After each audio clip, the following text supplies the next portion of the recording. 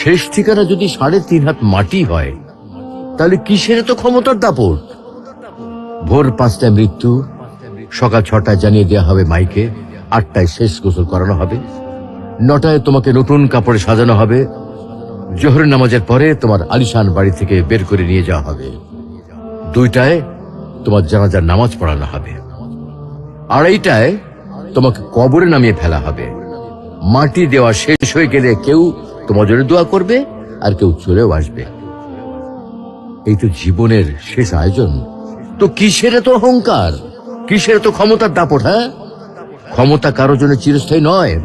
অন্যায় ভাবে কাউকে ঠকালে একদিন ঠিক নিজেকেও ঠকতে হবে, এটাই নিয়ম। হ্যাঁ, এটাই নিয়ম। ভোরের সূর্যোদয়ের আলোতে যে পৃথিবী আলোকিত হয়, সন্ধ্যার সূর্যাস্তে তা আবার হারিয়ে যেত দেখি। অসত্য দিয়ে সত্যকে কখনো ঢেকে রাখা যায় না। প্রকৃতি বড়ই নির্মম। কবে, কখন, কোথায় কার উপর আঘাত হানে তা একমাত্র উপরওয়ালাই ভালো বলতে পারেন। অহংকার আর দাম্ভিকতা পতনের লক্ষণ। তাই অহংকারী না হয়ে সহনশীল হন। ক্ষণস্থায়ী এই দুনিয়ায় কেউ চিরস্থায়ী নয়।